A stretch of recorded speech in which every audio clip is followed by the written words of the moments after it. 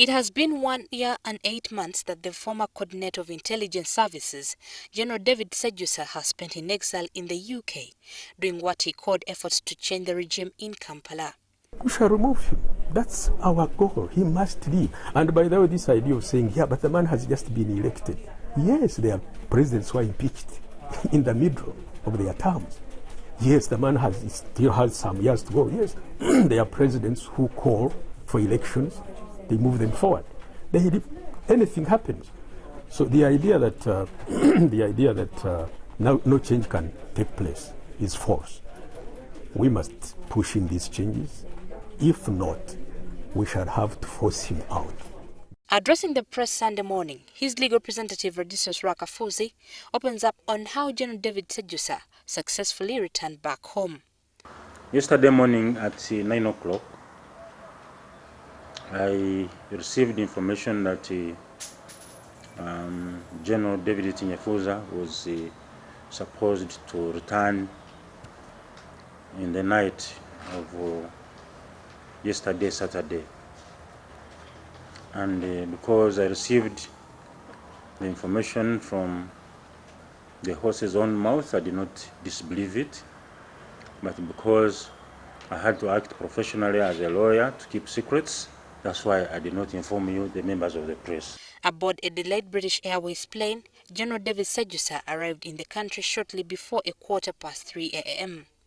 He then moved to the VIP lounge where he was received by the director, ISO, Brigadier Ronibaria, his sister and lawyer Rwakafuzi as his legal representative. His returning home was an exercise of his constitutional right. He went as an observer to make sure that his right to return home is observed, and actually it was observed. There was no incident at all. Everything went smooth. However, his lawyer says Ssejusa became emotional after he was updated on developments at home by his sister. Of course, I think because of the loss of their dad also, and him having been away for a long time, it was quite an emotional moment and between the two. It was at this moment that he informed his lawyer on how he desperately needed to retire from the army so as to live a private life. He has done everything in his powers to show that he is not interested in continuing in the army. In 1996, he even went to court to challenge his continued conscription in the army. And the Supreme Court said that it was the privilege of the commander-in-chief to discharge him or not. In a surprise move, government says General Ssejusa will not be charged for alleging an assassination plot of key government officials by both IGP General Kale Kaihura and President Museveni's brother Salim Saleh. For now, he's a freeman to the best of my knowledge, and that's why he has been here. Otherwise, they would have arrested him promptly at the airport. But he was instead facilitated to go back to his village. Among the personalities Ssejusa mentioned include former Prime Minister Mama Mbabazi and Minister for Internal Affairs General Aronda Nyakairima, who, according to his famous Ssejusa dossier, rejected the Muhoozi project. If a person makes such utterances, you can only charge him under Section 178 of the Penal Code for defamation. But you cannot defame a state, because we used to have an offense called sedition.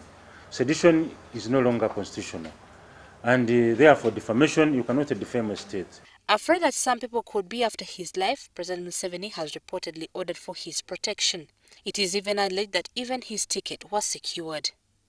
Generals, they always think that they need young soldiers around them. So if one general thinks the other general also needs some protection, I really don't know. He asked to return home and he did support and provision of transport once he arrived here. General Ssejusa drove directly to his family home in Sembabule district, where he was received by family and friends.